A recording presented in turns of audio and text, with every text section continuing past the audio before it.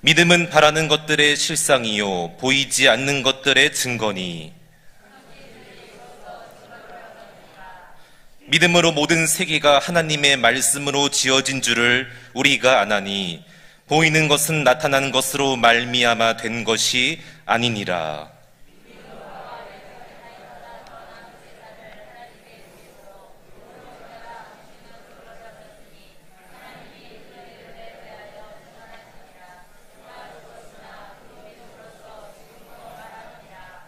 믿음으로 에녹은 죽음을 보지 않고 옮겨졌으니 하나님이 그를 옮기심으로 다시 보이지 아니하였느니라.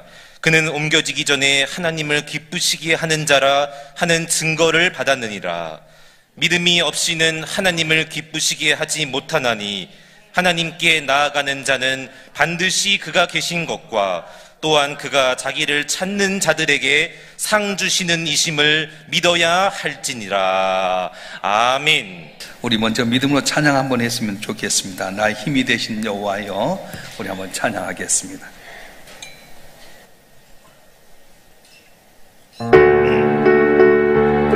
분열 가운데 마이크 있는 분은 같이 찬양해 주시고 앉아서.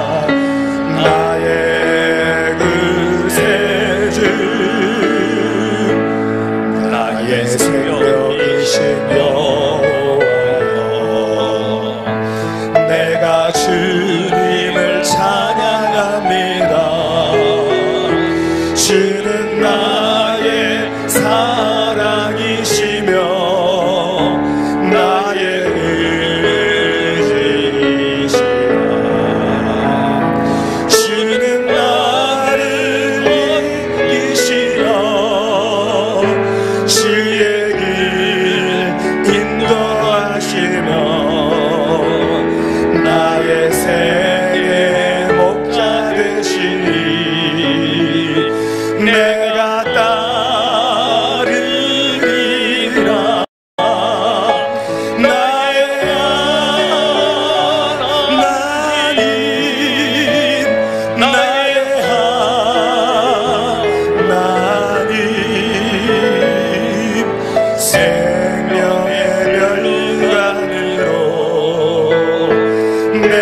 씌우소서.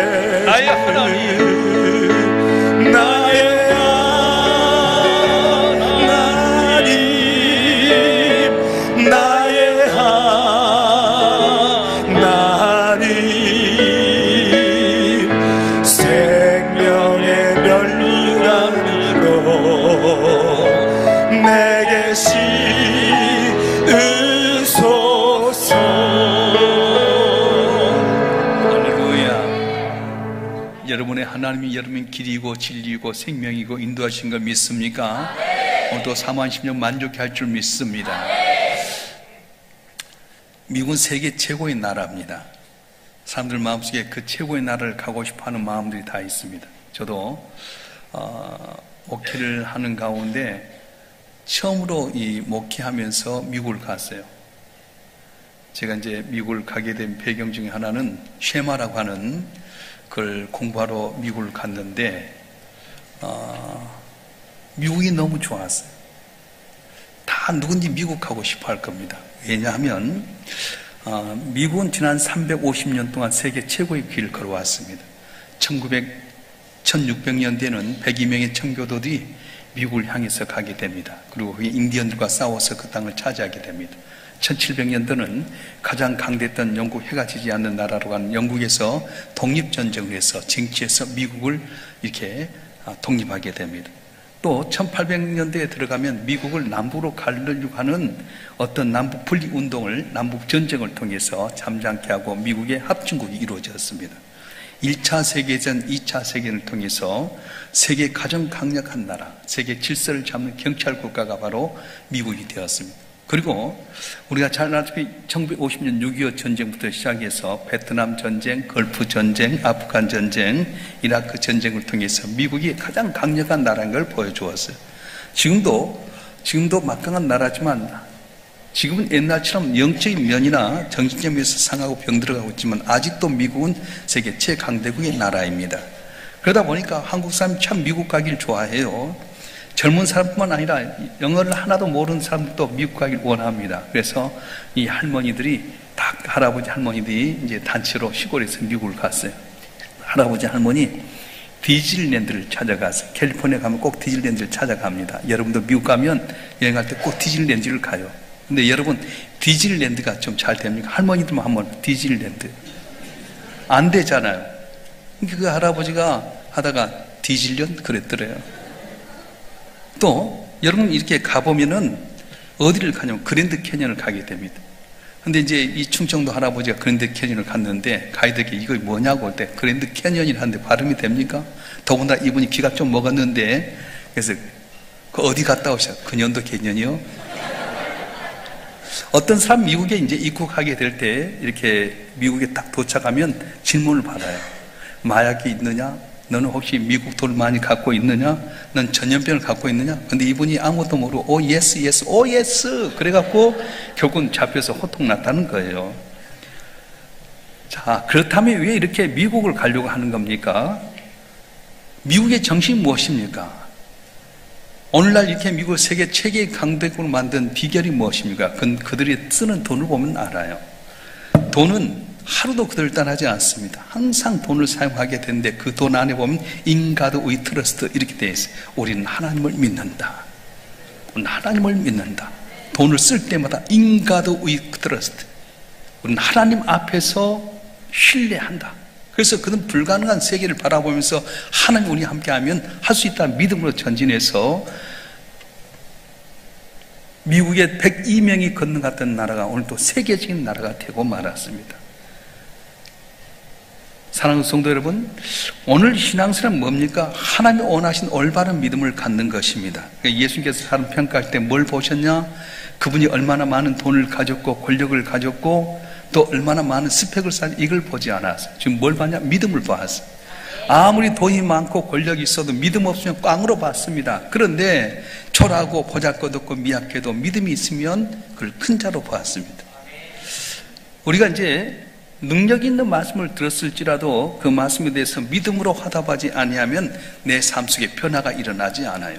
그러니까 여러분이 말씀을 왔을 때 믿음 안에서 반응을 해야 될 텐데 그 반응이 뭐냐면 아멘이라고 하는 거예요. 할렐루야. 내가 긍정적인 반응을 나타낼 때 믿음이 생기게 됩니다. 하나님 말씀에 긍정적인 믿음을 갖고 나가면 놀란 기적이 일어나게 되는 겁니다.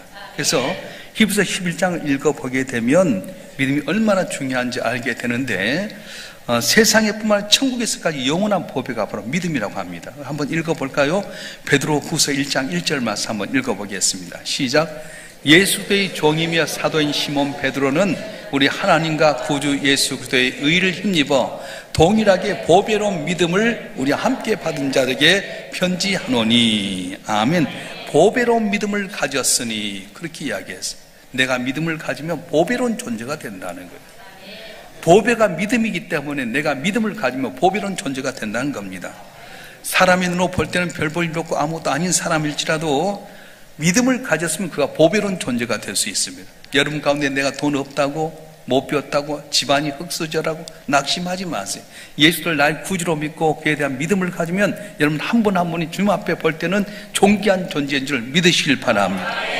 그런데 아무리 왕노릇하고 권세 있고 물질이 있어도 믿음이 없으면 주님께서는 그를 가치 있게 보지 않았어요. 성경에 보면 막달라 마리아는 여인이 있습니다. 7 귀신이 들렸어요. 그래서 항상 시달리고 귀신에 끌려서 어렵게 됐는데 예수 통해 병고침 받게 되면서 믿음을 갖게 됩니다. 그랬더니 어떻게 됩니까? 주님께서 막달라 마리아를 높여주셨어요. 우리가 지금 알지 못하지만 천국 가서 보면 아마 막달라 마리아가 금면류관 쓰고 맞이할 줄로 믿습니다. 그래서 사람은 몰라요. 끝까지 가봐야 알아요. 여러분, 우리가 신앙 때 오해할 때가 참 많습니다. 저분 뭐 저러나. 근데 그 사람은 믿음을 몰라요. 한나가 분나에게 가진 모욕을 당하고 어려움 당해서 회막에 와서 하나님께 기도합니다. 근데 엘리 제사장이 볼 때 이 한나가 술 취한 연처럼 보였어.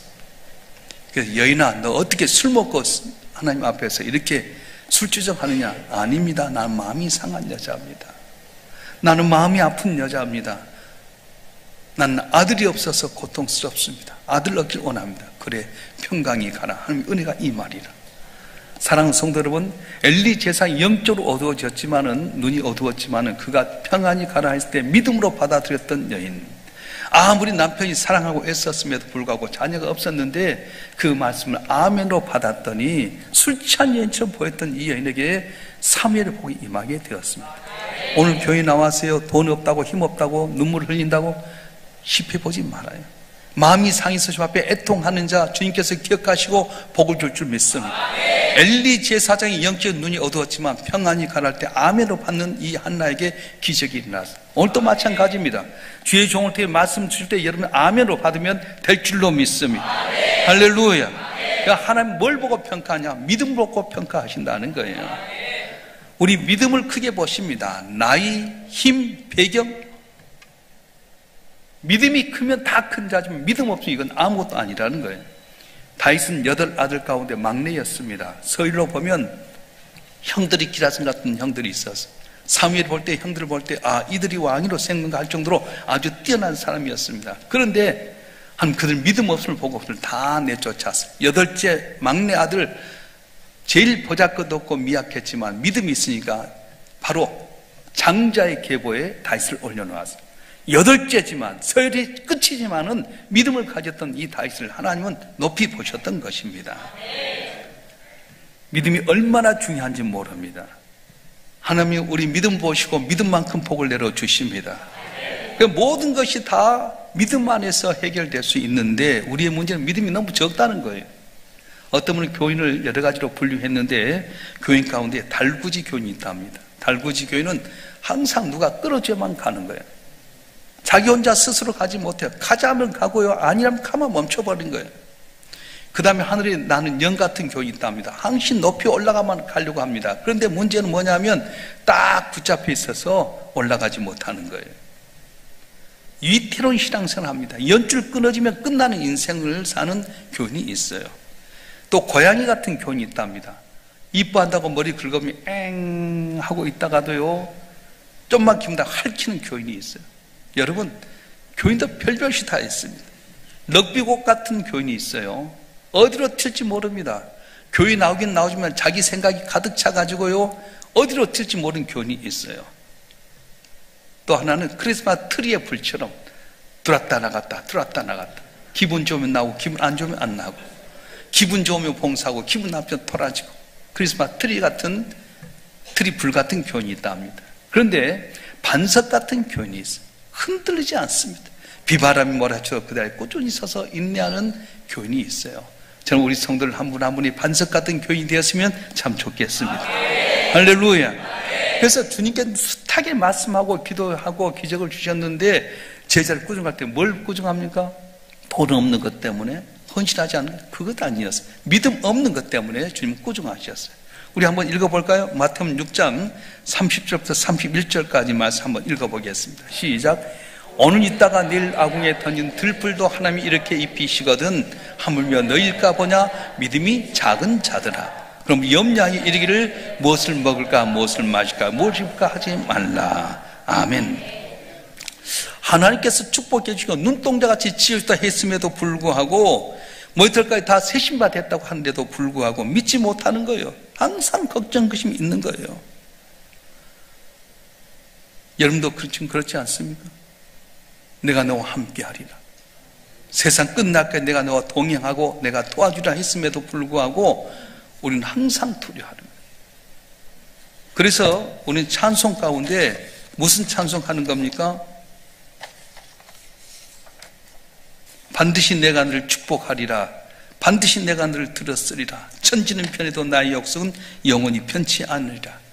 두려워하지 말라. 강하고 담대하라. 낙심하며 실망치 말라. 낙심하며 실망치 말라. 실망치 말라. 내 소원 이루는 날 속히 오리니 내게 영광 돌리리. 내 소원 이루는 날 속히 오리니 내게 영광 돌리리. 이런 찬송이 있어요. 여러분, 하나님의 약속의 말씀이 있는데 믿음이 없으면 흔들리는 거예요. 두려워하는 거예요. 두려워하지 말라. 내가 너와 함께 하느니라. 놀라지 마라. 난 네 하나님이 되면이라. 내가 너를 굳세게 하리라. 참 내가 너를 도와주리라. 참 의로운 너를 붙들리라 약속한데도 불구하고 믿음이 작다 보니까 흔들려 버린 거예요. 우리 찬송해 볼까요? 반드시 내가 너를 축복하리라. 힘차게 박수 한번 반드시 내가 너를 축복하리라. 반드시 내가 너를 들었으리라. 천지는 변해도 나의 약속은 영원히 변치 않으니 두려워 말라. 나하고 담대하라. 낙심하며 실망치 말라. 낙심하며 실망하지 말라. 실망치 말라. 내 소원 이루는 날 속히 오리니 내게 영광 돌리니. 내 소원 이루는 날 속히 오리니 내게 영광 돌리니. 반드시 내가 너를 축복하리라. 반드시 내가 너를 축복하리라. 반드시 내가 너를 들었으리라. 세상의 소망이 사라졌어도 온전히 나를 믿으라. 두려워 말라. 나하고 담대하라. 인내하며 부르짖으라. 인내하며 부르짖으라. 부르짖으라.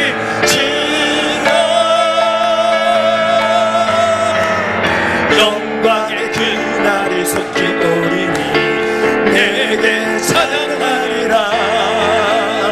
영광의 그날이 속히 오리니 내게 찬양하리라. 할렐루야. 믿습니까? 두려워하지 마세요. 주의 약속하시니까 믿으실 줄을 축원합니다. 마태복음 14장에 보게 되면 오병이어 기적을 나타낸 다음에 예수께서 산에 올라가서 기도하시면서 제자들의 게네사렛 호숫가를 지나가게 만드셨어요. 제자들이 오병이어의 기적을 나타낸 걸 이야기하면서 배를 타고 가는데 갑자기 풍랑이 일기 시작합니다. 괴롭게 노를 젓고 있는데 기도하시던 주님께서 밤 사경쯤에 물 위로 걸러 올라오셨어요. 지금 풍랑 가운데서 막 노를 젓고 있는데 갑자기 귀신이 나타났다 하니까 너무 놀라지 않습니까? 두려워가지고 지금 풍랑이 그친데도 여기서 벗어나는데 힘드는데 귀신이 나타나니까 더 오금을 지으면서 염려하는데 안심하라. 내니 두려워하지 말아라. 주님입니까? 그렇다. 베드로 그렇다면 날 물 위로 오게 하십시오. 야, 베드로가 대단한 것 같아. 그래서 물 위로 오는 주님께서 오라 하니까 베드로가 탁 주님 보고 올라가 뚜벅 뚜벅 뚜벅 가는데 찰싹 물소리가 착 하는 소리 하면 쭉 빠졌어요. 사람 살려! 급히 손을 내밀어서 하신 말씀, 믿음이 적은 자 왜 의심하였느냐 말씀하셨어요. 오늘도 마찬가지입니다. 내 인생의 풍랑이 일 때에 괴롭게 너를 쫓고 있을 때 엎친 데 겹쳐 귀신 같은 역사가 일어날 때 사람 보고 세상 보고 스펙 보면 어려워요. 근데 주님 바라보면 믿음이 있으면 물 위로 걷는 귀한 기적을 체험할 줄로 믿습니다. 마태복음 8장에 보면 예수님께서 제자들과 같이 배 고물에 타시고 가시면서 건너가셨어요. 너무 피곤해서 고물 가운데 주무셨어요. 근데 갑자기 노을이 일기 시작하면 배가 뒤뚱거리기 시작합니다. 그때 제자들이 괴롭게 노를 젓다가 안 되니까 춤을 깨웠어요. 주님, 우리가 죽겠습니다. 왜 주무십니까? 생각해 보세요. 아무리 지금 평안한다 하더라도 배가 막 뒤뚱거리는데 곤히 자는 예수님, 마음이 넉넉하잖아요.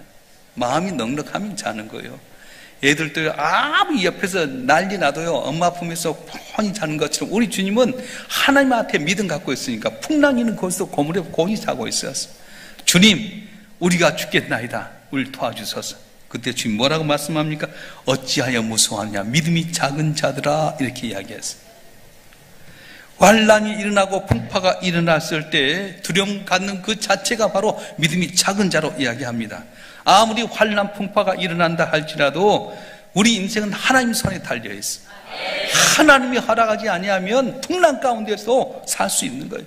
유라굴라라는 태풍 가운데 276명이 있으면서요, 전체 다 살려고 있는 물건 다 빠뜨리고요, 살려고 헛거져도 바울을 살리려고 하니까 그 배를 살려준 거잖아요.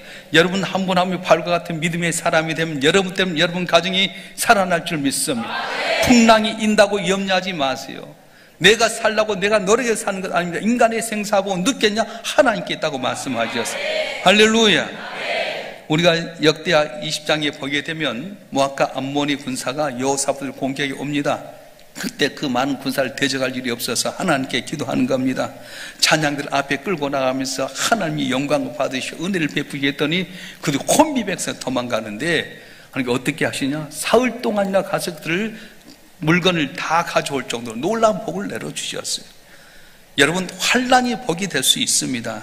지금도 그런 역사는 얼마든지 일어날 수 있습니다. 아무리 사업이 어려도 하나님이 축복하시면 사업이 복받을 수 있게 되고요, 암 걸려서 죽을 것 같아도 하나님 살려주시면 놀라운 역사 일어날 줄 믿습니다. 할렐루야. 그래서 우리는 어떻게 보니까 참 중요해요. 이란에 가면 다이아몬드 궁전이 있는데요, 원래 이 다이아몬드 궁전은 어떻게 큰 통거울을 가지고 만들게 돼 있어요. 그래서 벽을 통거울로 만들어서 하기로 했는데 이걸 외국에서 수입 오는 가운데 달구지가 덜컥 해가지고 가지고 한 수레가 그냥 와장창 깨지고 말았어요.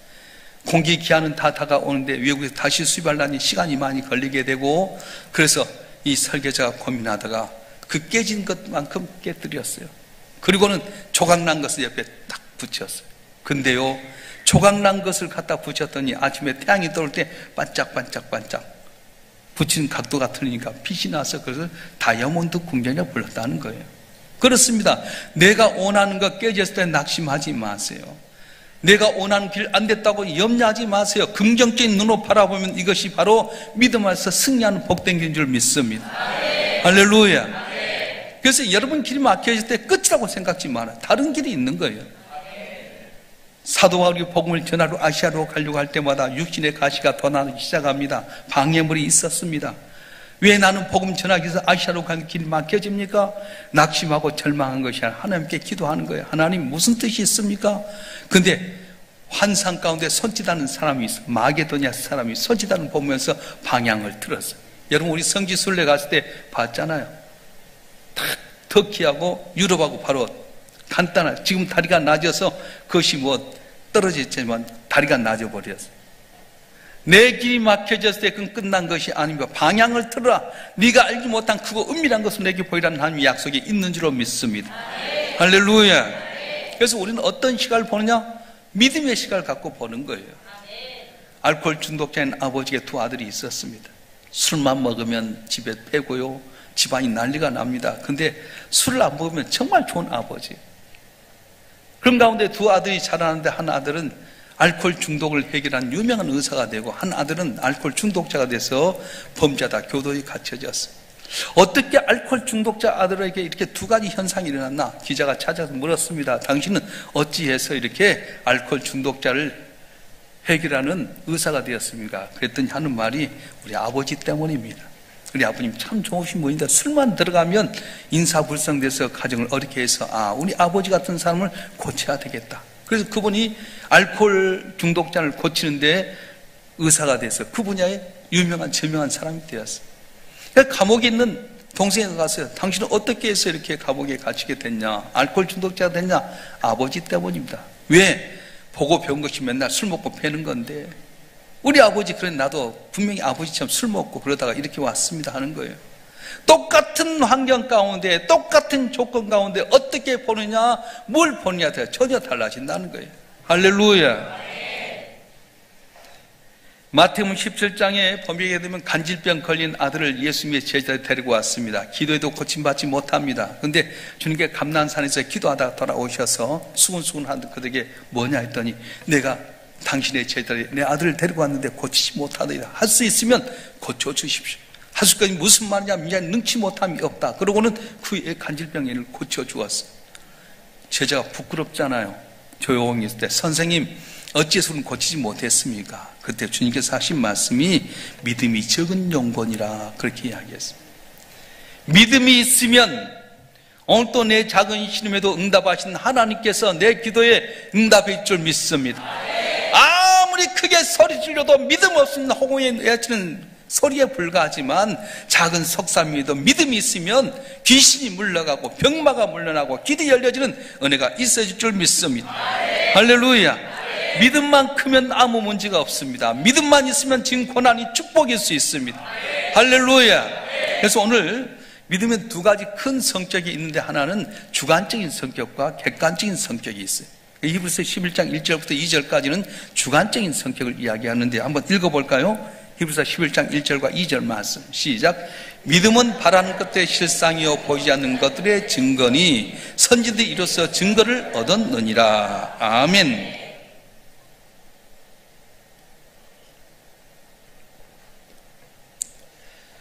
믿음의 주관적인 성격은 세 가지가 있습니다. 믿음은 바랄 때 실상이요 이렇게 했던 것처럼 믿음은 바랄 수 없는 것을 바라게 하는 거예요. 실상이라고 하는 것은 뭐냐면 헬라로 히포스타시스라고 하는 건데 아래로부터 받쳐준다. 집에 있어서 기초와 같습니다. 다시 말하면 믿음 바란 것들의 실상이 날 때 기초다 근거란 그 뜻입니다. 믿음은 희망의 기초입니다. 바랄 수 없는 중에 그는 믿음을 통해서 바라보았습니다. 아브라함이 갈대아 우리에 살고 있을 때 하나님께서 네 본토 친척 아비를 떠나 내가 네게 지할 곳을 가라 할 때 그때 갈 땅에서 본 바가 없지만은 바랄 수 없는 그 땅을 향해서 떠나갑니다. 갈 바를 알지 못하고 떠났다고 말씀합니다. 무아리만큼 담대한 믿음의 행동, 그것이 바로 믿음이었습니다. 11장 22절을 보면 요셉이 죽으면 자손들에게 유언을 합니다. 너희들이 애굽을 떠나라. 애굽을 떠날 때 내 시신을 갖고 가라. 아직 요셉은 국무총리잖아요. 잘 나가는 길인데 애굽을 떠나라니. 근데 요셉은 바랄 수 없는 걸 바라봤어. 지금 너희들이 여기 와서 강한 민족이 되지만은 바로에게 고난을 당했을 때 애굽을 떠나라. 떠날 때 내 시신을 갖고 가라. 바랄 수 없는 걸 봤습니다. 11장 23절에 모세가 태어날 때 모세의 부모가 어떻게 합니까? 그 당시 아들을 낳으면 다 홍해바다에 던져 죽어야 할 텐데 이 아들의 모습이 너무 아름답기 때문에 그 아들을 키우게 됩니다. 목숨 걸고 그를 지켰습니다. 왜 그랬습니까? 믿음으로 바랄 수 없는 것을 바랐기 때문이라고 하는 겁니다. 히브리서 11장 29절에 보게 되면 모세가 홍해바다를 향해서 전진하게 됩니다. 비상적으로 생각해 봅시다. 홍해바다를 어떻게 건넵니까? 60만 명이나 되는 수를 어떻게 건너게 된 겁니까? 그런데 바랄 수 없는 가운데 바랐던 것입니다. 또 히브리서 11장 30절에 보게 되면 여호수아가 여리고성을 도는데 어떻게 하는 겁니까? 이 성을 도는데 믿음으로 바랄 수 없는 걸 바라봤어. 내가 돌면 여리고성이 무너진다고 하는 걸 바라보는 가운데 돌았더니 무너진 역사가 있었어. 바라봐야 됩니다. 바라보는 건 무엇입니까? 꿈입니다. 믿음 안에 꿈을 꾸면 놀라운 은혜가 있을 줄 믿습니다. 그러니까 여러분 자녀를 위해서 축복할 때도요 항상 잘 될 걸 위해 축복하세요. 지금은 철하고 포자가 없지만 너는 하나님 복 주시면 잘 될 거라고 하는 믿음 갖고 축복하면 되어질 줄 믿습니다. 할렐루야. 나는 우리 어머니 이야기를 많이 하잖아요.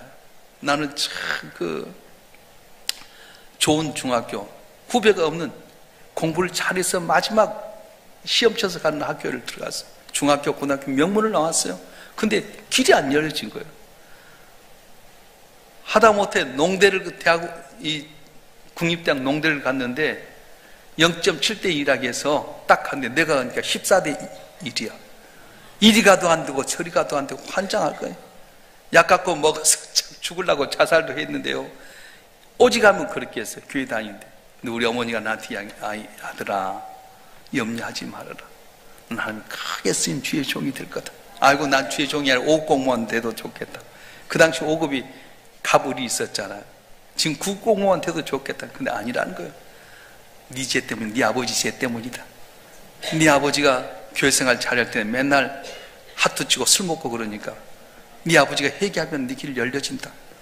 귀가 좀 열려지더라고. 내 죄가 아니고 우리 아버지 죄야. 우리 어머니는 항상 나를 볼 때 칭찬해 주는 거예요. 교회 가서 살면 우리 아버님 보면 이 새끼 가서 공부해. 그럼 내가 몰래 화장실 숨었다가 또 교회 나와서 청년부하고 찬양하고 성가대하고 교사하고요. 교회가 있는 게 그렇게 좋았어. 우리 아버님 나만 보면 공부 안 한다고 공부해서 되나? 하려도 안 되는데 우리 어머니는 하나님께서 네 아버지가 회개하기면 내 길 열려준다. 꿈 이야기를 하시더라. 제 태몽꿈을 꿨는데 어떤 꿈을 꿨냐면 우리 애가 좀 부자로 살았어요. 모습도 많이 있고. 근데 그 새끼를 잘 나는 소가 있었답니다. 근데 소를 딱 할아버지가 주면서 받아라 그랬더니 아버지 이거 나 받으면 어떻게 그러더라는 거예요. 근데 그 소처럼 제가 항상 어머니 마음을 기쁘게 했다는 거예요. 그리고는 하신 말씀이 소가 있는데 들판에 막 풀이 많이 있는데 고삐가 메어졌다. 풀리기만 하면 너는 그거 다 네 거다. 그걸 믿지 못했어요. 언제나 내 길이 열려질까? 진짜 겪어보지 못한 사람 알지 못해. 여러분 자녀들을 재수하거나 삼수하거나 직장 길을 안 열렸을 때 그것 때문에 찐빠주지 마세요. 너는 하나님의 택한 백성이야. 엄마가 기도하니 너 길 열려질 거야. 장가 못 간다고 염려하지 마. 네 언제 장가 가려면 기절하잖아요. 안 가려고 하나? 안 되니까 안 되는 거지. 너를 위해서 하나님께 이삭의 리브가처럼 좋은 아내 준비할 거야. 꿈을 심어주세요. 그러면 그 말을 들었던 애 마음이 위로가 되게 되고요. 그 말 가운데 믿음을 심어주면 그 믿음 안에 복을 받는 역사가 일어나는 거예요. 할렐루야. 그래서 첫 번째 성격은 뭐냐면 바랄 수 없는 걸 바라게 하는 거예요. 너는 지금 초라하지만 넌 잘 될 거야. 너는 힘이 창대하게 될 거야. 너는 하나님께 존귀한 자가 될 거야. 그럼 축복하고 바라보면 그대로 되어질 줄 믿습니다. 오늘부터 여러분 가정이 변화되길 주님 축원합니다. 두 번째는 뭐냐 하면은 믿음이라 볼 수 없는 것을 보게 하는 겁니다. 믿음은 보이지 않는 것의 증거니 할 때 이 증거라고 하는 건 확신을 이야기해요. 믿음은 보지 못한 내적인 확신입니다. 하나님은 노아에게 앞으로 홍수가 나서 온 세상을 내가 진멸하리라 예언했을 때 아무런 징조를 볼 수 없었습니다. 노아의 눈엔 비올 징조가 하나도 보이지 않았습니다. 아무것도 나타나지 않았습니다. 그러나 노아는 방주를 짓기 시작합니다. 믿음의 눈을 통해 비가 온 세상을 덮어버릴 비가 올 것을 바라보면서 믿음으로 바라보는 가운데 그가 방주를 지었어요. 아브라함이 미지의 땅을 향해 떠날 때 사실은 믿음의 눈으로 바라보고 떠났던 겁니다. 어디가 갈지 모르면 하나님 약속하신 그 적각골이 흐른 땅이 있을 거라고 하는 그걸 믿음으로 바라보고 떠났어요. 27절 모세가 바로와 대결할 때 두려워하지 않는 이유가 어디 있습니까? 보지 않는 자를 보이는 것 같이 하였다. 그렇게 말했어요. 바로의 수많은 군대를 본 것이 아니라 볼 수 없는 하나님, 그 하나님 나의 등 뒤에서 돕고 있는 걸 바라봤어요. 그래서 담대히 나가게 된 거예요. 여러분, 천사가 있습니까? 아직도 답을 몰라. 천사 있어요, 없어요? 성경에 있다고 그래요, 없다고 해요? 천사가 있어요. 여러분 뒤에 천사가 돕는 거예요. 아람 나라와 이스라엘 가운데 항상 전쟁이 있었어요. 아람은 큰 나라였는데 이스라엘 호시탐탐 노립니다. 근데 이 아람 나라의 왕이 이스라엘을 공격하려고 하면 항상 다 막아버린 거예요. 아니, 우리 가운데 첩자 있는 것 아니냐? 아닙니다. 이스라엘의 하나님의 종이라고 하는 엘리사가 있는데 그가 침상에서 임금이 하는 말까지 다 알아듣습니다. 우리가 전쟁 이기려면 엘리사부터 잡아야 됩니다. 잡아라. 어디 있냐? 도단성에 잡아라. 그래서 도단이 다 군대를 입고 가서 성을 둘러쌌어요. 아침에 이제 이 사환이 일어나서 싹 바라보고 기지개 킨데 맞소리, 이거 뭔 소리지? 봤더니요, 모리알같이 많은 아랍 나라 군대가 다 둘러싸고 있는 거예요. 아이고, 이거 큰일 났다. 선생님, 우리 죽겠습니다. 왜냐? 아랍 나라 군대가 도단성을 쌓는데 모리알 같은 많은 군대가 모였습니다. 우리 이제 죽었습니다. 염려하지 말라. 그들의 수보다 우리 군사가 더 많다. 아니, 선생님, 어디 군사가 있습니까? 주여, 저 산의 눈을 열어주시옵소서. 영연히 뛰어졌더니 불병과 불말을 탄 천군 천사가 엘리사 뒤에서 돕고 있는 거였어요. 믿으시길 바랍니다. 여러분 혼자 절대 아니에요. 나의 등 뒤에서 나를 도우시는 주, 때때로 뒤돌아보면 여전히 계신 주, 잔잔한 미소로 바라보시며 나를 재촉하시네. 일어나 걸어라, 내가 새 힘을 주리니. 일어나 너 걸어라, 내 너를 도우리. 할렐루야. 바랄 수 없는 것을 바라고 볼 수 없는 걸 볼 수 있는 것이 바로 믿음이에요. 내 눈에 안 보인다고 여러분 꼼수 쓰고 살지 말아요. 이제 설이 되니까 설 때 별별 이야기가 있습니다. 제가 한번 읽다 보니까 좋은 글이 있어 소개하려고 합니다. 어떤 며느리가 그 먼 설을 맞이해서 시부모님에게 이렇게 편지를 보냈어요. 그 내용 한번 들어보세요. 아버님, 어머님 보세요. 우린 당신의 기쁨조가 아닙니다. 나이 들면 애로워야 맞죠. 그리고 애로움을 견딜 줄 아는 사람이 성숙한 사람이고요. 자식, 손자, 며느리에게서 인생의 위안이나 기쁨이나 안전을 구하지 마시고 외로움은 친구들이랑 달래시거나 취미생활로 달래세요. 죽을 땐 누구나 혼자입니다. 그 나이엔 애로움을 품을 줄 아는 사람이 사람다운 사람이고, 나이 들어서 젊은이같이 살려는 게 어리석은 겁니다. 마음만은 청춘이고 어쩌고 이런 어리석은 말씀 좀 하지 마세요. 나이 들어서 마음이 청춘이면 주책바가지입니다. 늙으면 말도 조심하고 정신 쇠퇴 판단력도 줄어드니 남의 일에 훈수드는 것도 삼가해야 되고, 세상이 바뀌니 내 가진 지식으로 남보다 특히 젊은 사람보다 많이 안다고 대접받아야 한다는 편견도 버려야 합니다. 나이 든다는 건 나이라는 권력이 생긴다는 게 아니라 자기 삶이 소멸해 간다는 걸 깨닫고 혼자 조용히 물러나는 법을 배우는 가짐을 알아야 합니다. 그리고 전화를 몇 개월에 한 번 하든 1년에 한 번 하든 아니면 영영이 하지 않아도 그것이 뭐가 그리 중요하세요? 그것 가지고 애들 아빠 그만 괴롭히세요. 마지막으로 이번 설날에 승훈이랑 병원이 데리고 몰디브로 여행 가니까 내려가지 못해요. 그렇게 하시고 10만 원 어머니 통장으로 입금해 놓았으니 찾아 쓰세요. 그랬더니 시어머니 답장 편지가 있었어요.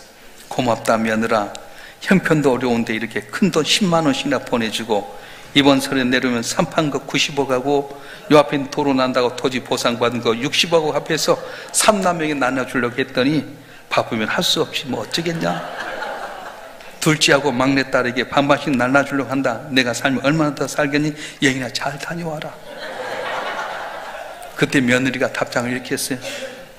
어머니 친정 부모한테 보낸 것 메시지 잘못 갔습니다.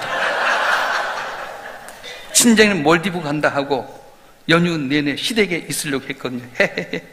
어머님 좋아하신 거 잔뜩 사서 내려갈게요. 항상 딸처럼 여겨서 감사해요. PS 오늘은 어머니께 엄마라고 부르고 싶네요. 엄마 사랑해요. 그랬더니 시어머니 답장이 기가 막힙니다. 사랑하는 며느라, 엄마라고 불러서 고마운데 이걸 어떻게 하면 좋니? 내가 눈이 나빠서 10,000원 쓴다는 것을 어금으로 적었네. 선산판 건 60만 원하고 보상받은 건 30만 원 가도 해서 제사 상차리려고 장봐 왔다. 사랑 따라 어서 오너라. 그렇게 따라 꼼수 쓰지 마세요. 이번 설 때 여러분 대박 나길 바랍니다. 이 자식 새끼들은 부모님의 은덕을 몰라요. 비장의 카드가 있는 걸 몰라. 기는 놈 위에 뛰는 놈 있고 뛰는 놈 위에 나는 놈이 있어요. 난 놈 위에 뭐가 있는지 아세요? 붙어가는 놈이 있어요.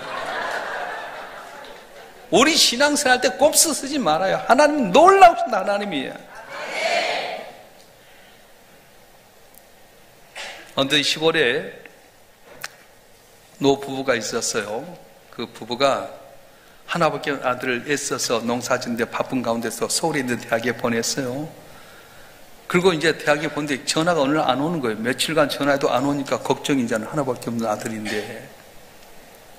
그래가지고 여보, 이거 얘가 큰일 난 것 같다. 우리가 올라가 보자. 그래서 자취방에 갔더니 아들 녀석이 이불 쓰고 누워있는 거. 너 어디 아프냐? 아파요. 그럼 병원에 가야지. 병원에 다녀왔어. 야, 무슨 병인데? 말을 안 하는 게 막 다그치니까 콩팥을 하나 떼어냈대. 아니, 왜 콩팥 떼어내니? 다그치니까 하는 말이, 아빠, 엄마, 죄송해요.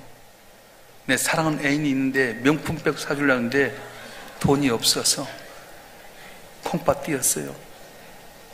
야, 이놈아, 돈 없으면 돈을 달라고 하지. 그럴 수 있느냐? 여러분, 사랑하면 눈이 팔려가지고 콩팥도 띄워준다니까. 여러분, 하나님 앞에 콩팥 띄워줄 수 있어요? 아마 없을 거야. 나도 자신 없어요. 우리 어렸을 땐 장로님 되는 걸 너무 조심했어요. 왜냐? 장로 되면 건축가 집 팔아서 다 냈잖아요. 그래서 그땐 권위가 있었어요. 그때는 장로님 하면 다 알아줬어요. 근데 요새는 어때요?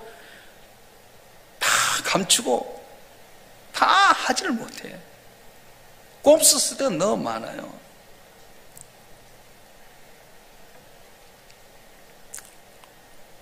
여러분, 영의 눈이 띄어지길 주님으로 축원합니다. 기생라합도 정탐꾼을 숨겨두게 됩니다. 그 나라의 매국노와 같습니다. 그런데 기생라합은 믿음의 눈으로 바라보니까, 아, 하나님께서 여리고성을 이스라엘에게 주었구나. 그래서 그들을 감춰주고 살려줘서 그들의 가정이 살게 된 역사가 있었습니다. 세상 사람들은 보는 것이 믿는 거라고 이야기합니다. 그래서 전도해보면 맨날 보여달라는 거예요. 여러분 가면 보여달라고 하잖아요. 근데 진짜 믿음은 안 보여도 믿는 거예요. 믿으면 보여지게 되는 거예요. 할렐루야.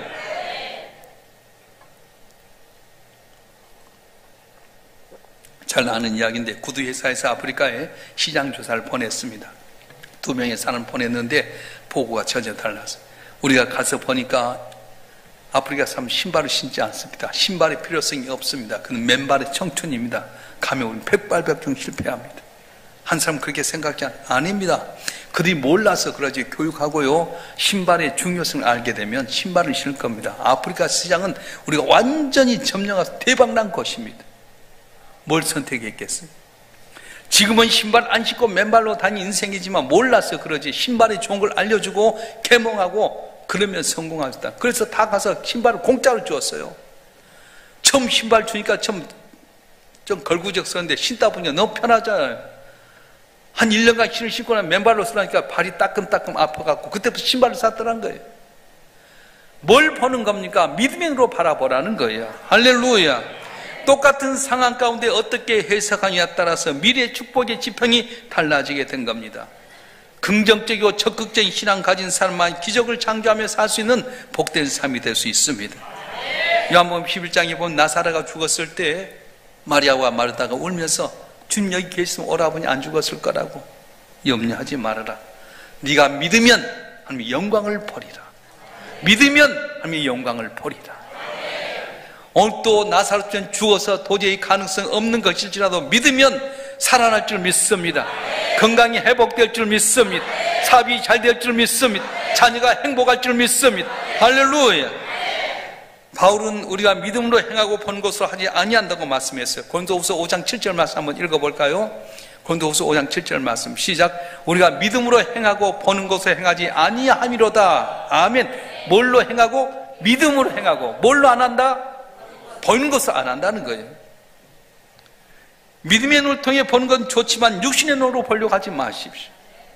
환상 안 보여도 상관없습니다. 예언기도 받으러 저리 찾아가고 이리 찾아가지 마세요. 아무리 애언기도 받으러 가도 길이 없는 거예요. 그런데 내가 믿음으로 바라보면 애언기도 안 가도 내 앞에 길이 열려질 수 있고 보여지게 된다는 거예요. 히브리서 11장에 나온 믿음의 선진이 만약에 보는 것만 의지했다고 한다면 어떻게 되었을까요? 노아가 청청한 하늘만 바라봤으면 노아 방주를 지었겠을까요? 비가 오는 걸 보았어요. 아브라함이 가도 끝없는 벌판만 봤다면 가지 못했을 겁니다. 그런데 적각구리 그런 땅을 바라보았습니다. 여리고성을 여호수아가 여리고성 벽만 바라봤다면 여리고성 돌지 못했을 겁니다. 그런데 약속의 말씀처럼 여리고성 무너지는 것을 바라보며 돌았더니 그 믿음대로 성이 무너지는 역사가 있었습니다. 보이는 것들은 우리를 실망시키게 하는 겁니다. 보이는 것들은 우리를 좌절시키게 만드는 겁니다. 그러나 믿음의 눈을 떠서 하나님의 계획을 바라보게 되면 우리는 볼 수 없는 것을 비로소 볼 수가 있는 것입니다. 그래서 히브리서 11장 13절 말씀에 보게 되면 유명한 말인데 한번 보겠습니다. 시작. 이 사람들은 다 믿음을 따라 죽었으며 약속을 받지 못하였을 때 그것들을 멀리서 보고 환영하며 또 땅에서 외국인과 나그네임을 증언하였으니 아멘. 이 사람 다 믿음을 따라 죽었으며 약속을 받지 못할 때 멀리 바라보고 환영했다고 하는 거예요. 그래서 주관적인 믿음은 첫째는 바랄 수 없는 걸 바라보게 되고, 두 번째 볼 수 없는 걸 보게 하고, 세 번째가 뭐냐면 할 수 없는 것을 하게 합니다. 따라서 할 수 없는 것을 하게 한다. 자, 11장 2절 말씀 한번 볼까요? 시작. 선진들이 이로써 증거를 얻었느니라. 아멘. 이 증거는 그 뜻이 다릅니다. 이 증거라고 하는 것은 말투라고 하는 데서 나온 건데 법적인 증거라는 거예요. 다시 말하면 법적으로 딱 고정시키면 이것 좀 확실한 거예요. 심증이 아니라 법적인 증거예요. 여러분 계약서를 딱 쓰고 공증받으면 그것이 법적인 증거가 되는 것처럼 하나님께서 우리 약속한 것을 믿음으로 바라보고 행하면 놀라운 기적이 일어나는 거예요. 그래서 영어 성경에 보면 이 증거라면 굿 리포트라고 되어 있습니다. 좋은 결과를 가져왔다 그런 뜻이에요. 11장 결론 보면 39절은 히브리서 11장에 나타난 모든 사람들이 다 믿음으로 증거를 얻었다고 말합니다. 그래서 12장 1절에 가면 구름같이 허다한 증인들이 바로 믿음의 선지들이었어요. 아벨이 믿음으로 제사를 드렸더니 하나님께 그 세를 받아들였습니다. 이거 증거입니다. 에녹은 믿음으로 하나님께 동행함으로 넌 내가 기뻐하는 사람이라 하는 것을 얻었다. 이거 바로 증거였습니다.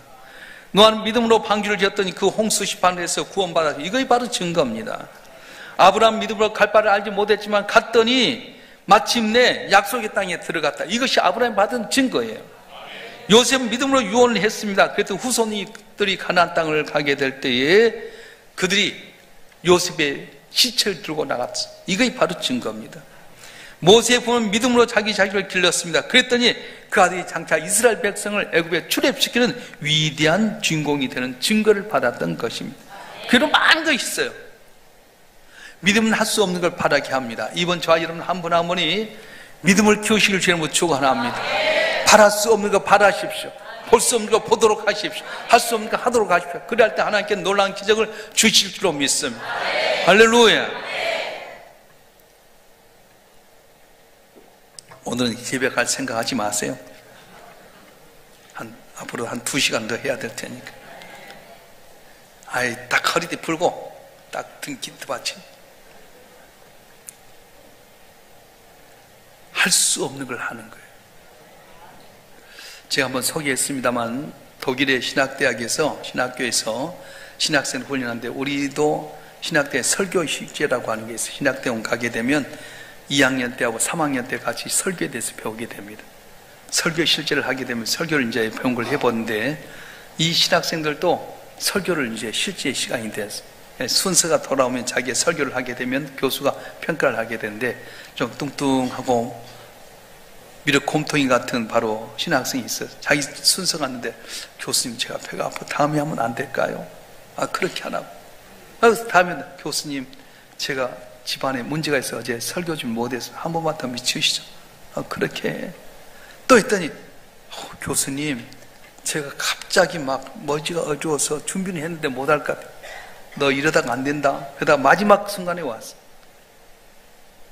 그래가지고 설교를 하라는데 교수님 제가 안 되겠습니다. 도저히 안 되겠습니다. 야, 설교 실제 못하면 넌 저런 못해. 해라. 그럼 한 주만 연기를 해 주십시오. 그래서 한 주 연기해가지고 설교 실제를 하는데 다 학생 눈을 또롱또롱 뜨면서 무슨 설교를 할까 봤어. 딱 강대상이 오세요. 사랑은 하고 여러분, 오늘 내가 무슨 설교를 알겠습니까? 모르겠습니다. 여러분이 모르는데 제가 뭘 알겠습니까? 그건 내려갔어요. 교수가 화를 내. 너 그따위로 하면 안 된다. 다음 주도 해와. 그래서 딱 해서 갔어요. 여러분, 내가 오늘 설교를 뭐 할지 알겠습니까? 그랬더니 이 사람들이 지난 모른다 했더니 모른다고 내려가더라. 이번 안다고 하죠. 압니다. 그랬더니 여러분 다 안돼. 내가 뭐하러 설교하겠습니까? 내려가는 거예요. 교수가 다음에 하면 넌 낙제다. 못한다. 다음 주에 꼭 준비해라. 그래서 준비를 잘 해가지고 왔어요. 여러분, 내가 오늘 무슨 설교할지 알겠습니까? 그때 벌써 짠 거야. 이쪽에 있는 친구들은 압니다. 이쪽에 있는 모릅니다. 동시에 압니다, 모릅니다. 그러니까 다 서서 하는 말이, 그러면 아는 분이 모르는 분에게 가르쳐 주십시오. 교수가 충격을 받았어요. 아, 설교는 아는 걸 모르는 사람이 알려주는구나. 그래서 그 학교의 교훈이 아는 자가 모르는 자에게 가르쳐 주어라 그랬다는 거예요.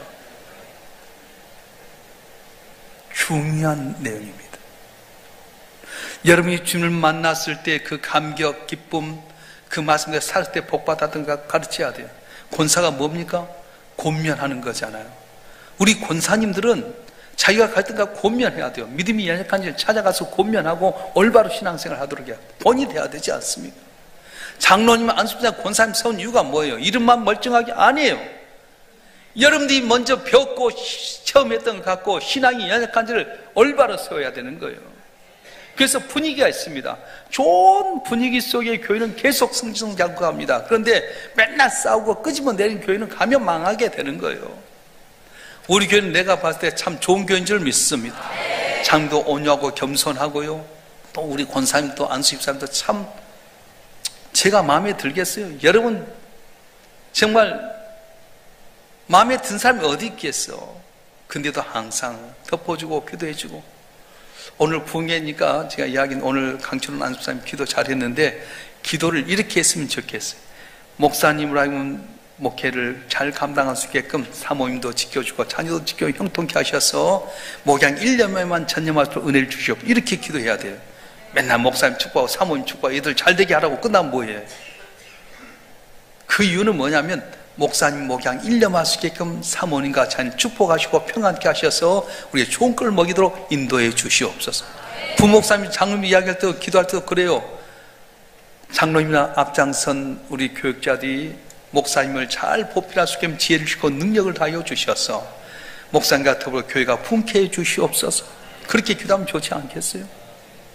기도 물론 목사님 기도해주고 부목사님 장로님 기도해주는 거 좋아요. 근데 그렇게 기도하면 안 된다는 거예요. 어떻게 기도해야 되냐? 항상 주의 영광을 나타내도록. 그래서 부교육자를 기도할 때도 부교육자의 성령 충만하고 은혜 충만하고 지혜와 명철을 얻되 목사님 잘 보필해서 교회가 등이 서갈 수 있도록 도와주시옵소서. 앞장선 장로님 온유하고 겸손의 복을 받게 하시되 목사님 잘 도와서 성도를 섬기고 봉사한 가운데 모든 성도들의 칭찬받는 존경받는 장로님 되어서 교회가 풍쾌해 주시옵소서. 언제나 한 영광과 나타내야 된다는 거예요. 할렐루야. 자, 주관적인 믿음의 성격을 이야기해서 첫 번째가 뭐였죠? 바랄 수 없는 것 바라는 것. 두 번째, 볼 수 없는 것 보기는 것. 세 번째, 할 수 없는 것 하게 하는 거잖아요. 근데 객관적인 성격이 있어요. 그래서 이 객관적인 성격은 3절부터 시작해서 계속해서 나가게 되는데, 히브리서 기자는 믿음과 하나님의 말씀을 관계를 이렇게 연접하고 있습니다. 3절 말씀 보겠습니다. 히브리서 11장 3절 말씀 시작. 믿음으로 모든 세계가 하나님의 말씀으로 지어준 줄을 우리가 아나니 보이는 것은 나타나는 것으로 말미암아 된 것이 아니니라. 아멘. 믿음으로 모든 세계가 무엇으로 지어준 줄을 하나님의 말씀으로 지어준 줄을 안다는 거예요. 다시 말하면 여기서 말하는 이 세계라고 하는 것은 어떤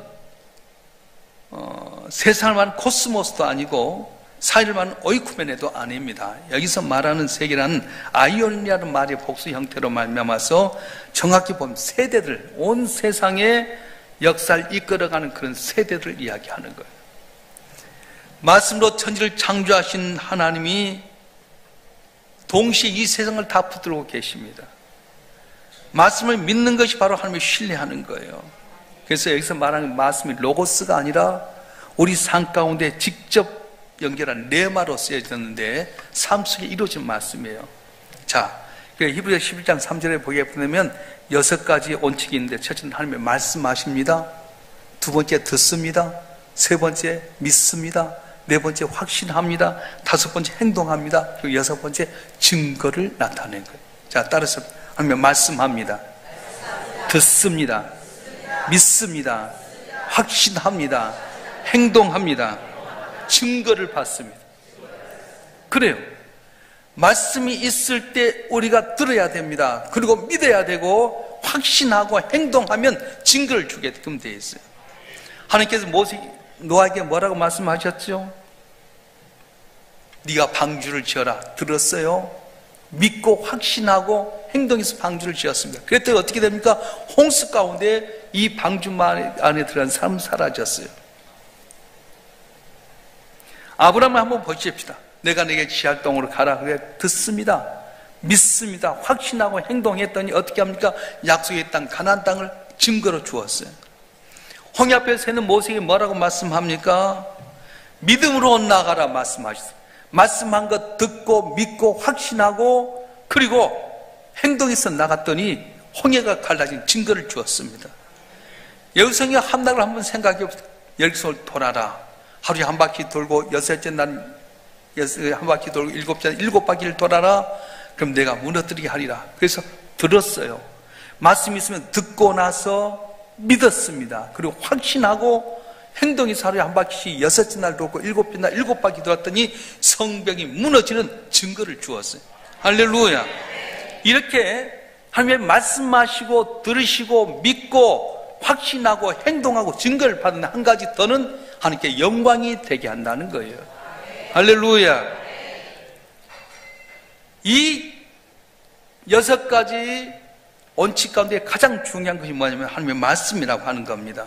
어떤 환경 가운데서 말씀 붙들고 살아가면 능치 못함이 없는 역사가 일어나는데 못 믿는다는 거예요. 나침반은 언제나 남과북을 가리켜야 됩니다. 그래서 항상 남과북을 가리켜 확신하는데 거기다 이물질이 닿으면 틀어지는 거예요. 그렇습니다. 하나님의 형상대로 창조하신 우리 인간은 믿는 사람이나 안 믿는 사람이나 항상 하나님 향해 돼 있어요. 그런데 거기에 이물질은 어떤 물질이라든가 건강이라든가 자식이라든가 이런 이물질이 있으면 틀어지게 되어 있습니다. 세상의 정욕이라고 하는 자석, 지식이라고 하는 욕심, 출세라는 욕심 때문에 방향이 있게 틀어지게 된다는 겁니다. 불신자는 그래서 다 틀어져 있는 거예요. 하나님께 향해 있는 것이 아니라 다 틀어져 있어요. 오직 말씀밖에 없습니다. 자, 여러분 한 분 한 분이 오직 주의 말씀 안에서 잘 듣고 믿고 확신하고 행동하는 가운데 증거를 얻는 여러분 되었으면 주의 이름으로 축원합니다. 할렐루야. 이제 여러분 날씨도 따뜻하고 시간이 지나니까 여러분 교인들은 습관이 있어. 30분 되면 끝나겠지 생각하는데 지금 1시간 넘다 하다 보니까 이거 언제 끝나는, 제가 언제 끝난다겠죠? 마음 푹 놓고 기다리라겠어요. 졸아도 돼. 그런 가운데 금방 끝날라는 줄 믿어요. 전 여러분에게 오늘 마지막 말씀하고 싶어요. 마지막 날 있으니까 다 하겠습니다만은 오늘 결론은 뭐냐면 하나님의 믿음이 있는 곳에 놀라운 기적을 주었어요. 미국이 세계적인 나라가 된 것은 믿음 때문이었어요. In God we trust. 따라서 In God we trust. 예, 영어 몰라도 따라서 하면 되는 거예요. 우리는 하나님 믿는다. 항상 쓰는 돈 가운데 그렇게 하다 보니까 미국이 350년 동안 세계 가장 강대국이 되었어요. 그래서 오늘 주신 말씀은 주님은 믿음을 보고 크게 하신 거예요. 아무리 세상에 권력 물질이 있어 믿음 없으면 아무것도 아니에요. 그러나 보잘것없고 미약해도 나이 들어서도 못 배웠어도 믿음을 크게 보는데, 오늘 믿음의 원칙이 뭐냐면 성격이 두 가지가 있어요. 주관적인 성격과 객관적인 성격이 있다고 했어요. 주관적인 성격은 뭐가 있다고 했죠? 첫째는 바랄 수 없는 걸 바라게 하고, 두 번째 볼 수 없는 걸 보게 하고, 세 번째 할 수 없는 걸 하게 하는 거예요. 그리고 객관적인 증거는 뭐냐면, 객관적인 성격, 하나님의 말씀을 통해서 이루어져야 돼요.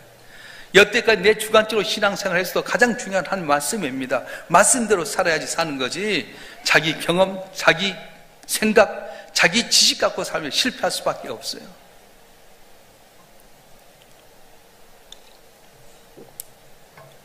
김삼 목사님 그 사이였던 이필삼 목사님이 수년 전 우리 교회에서 한번 집회한 적이 있었죠. 난 그때 말씀이 너무 마음에 남아있어요. 김삼 목사님 아버지는 항상 김 목사님 교회 다닌다고 핍박하고 어렵게 만들어요. 10남매인데 아들 하나고 나머지 여동생이 9이에요. 근데 이 하나밖에 없는 아들을 때리는데 얼마나 때리냐면 죽도록 때립니다. 우리들이 간증할 때도 우리 아버지는 너무 잔인하게 때립니다. 그래 당신께서도 세상 살아갈 때 자기 때리면 맞는다는 거예요. 근데 아버지가 죽도록 때려놓고 나서는 또 이제 싸매주는 것. 항상 교회 못 나가고 핍박하고 그랬는데요, 아버지가 돌아가셨어요. 90이 넘어서 돌아가셨는데 현대아산병원에 장례식장 모셨어요. 그 입간할 때 다 가족만 들어간대. 입간을 너무 펑펑펑 울더라는 거예요. 그래서 사익을 아버님 이러다 몸 상하시겠습니다. 좀 고정하세요. 너무 엉엉엉엉 우시니까 주체할 수 없게 웃대요. 그래서 사위 입장에서는 알고, 할아버지가 참 핍박도 많이 뭐가 서럽다고 저렇게 우시나.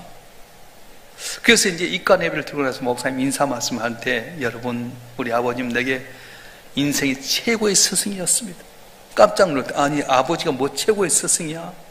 근데 말씀하신 거예요. 우리 아버지가 나한테 한마지기 땅만 줬더라면 난 그 땅 갖고 살려고 했을 텐데 우리 아버지 내게 한마지기 땅도 안 주었습니다.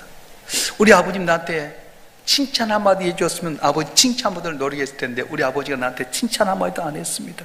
나는 하나님께 칭찬 받으려고 몸부림쳤습니다. 우리 아버지가 얘야 이렇게 해라 격려 한마디 했으면 아버지 격려 받으러 찾아갔을 텐데 아버지 나한테 한마디 격려를 안 해줬습니다.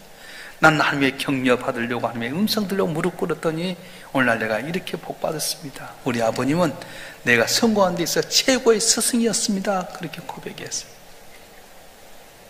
뭐가 다릅니까? 보는 눈이 달랐어요.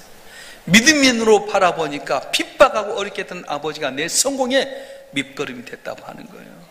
그럼 고난이 있습니까? 염려하지 마세요. 고난은 고난으로 끝나지 않습니다. 비와 눈이 내려서 다시 그로 가지 않고 땅을 적셔서 싹이 나게 하고 열매가 해서 파종한 자는 종자를 주며 먹는 자에 식량을 준 것 같이 내가 너희 명하에 버는 일을 형통하리라고 말씀하셨어요. 믿음으로 받으시길 바랍니다. 믿음을 키우시길 바랍니다. 믿음으로 바라보면 버릴 것이 하나도 없습니다. 범사에 감사라고 했던 사도 바울이 어디에 썼던 거죠? 감옥에서 보냈잖아요. 항상 기뻐해라. 왜? 천국에서 내 이름이 기록되고 하나님의 자녀된 것, 이것보다 더 기쁜 거 어딨냐 말씀이에요. 돈 없어도 힘 없어도 내가 하나님의 자녀된 것, 날 위해서 십자가에 못 박혀 죽기까지 희생한 나를 복되게 하시는 주님만 생각하면 기쁠 수밖에 없지 않습니까? 쉬지 말고 기도해라. 네가 기도하면 다 응답하기 때문에 쉬지 말고 기도하라고 했어요. 기도할 때 응답될 줄 믿습니다. 이번에 믿음을 키워서 기도하는 것마다 응답받는 여러분 되길 주여 축원합니다. 범사에 감사라는 거예요. 있는 것 모든 것 돌이켜면 감사의 조건이 될 줄 믿습니다. 저는 우리 교회 성도를 한 분 한 분 지금 미약하지만 나중에 힘이 장득해는 귀한 은혜가 있을 줄 믿습니다. 따라서 믿음의 승리자, 믿음의 승리자, 믿음을 키워서 승리한 여러분 되길 주여 축원합니다. 축원합니다. 기도하겠습니다.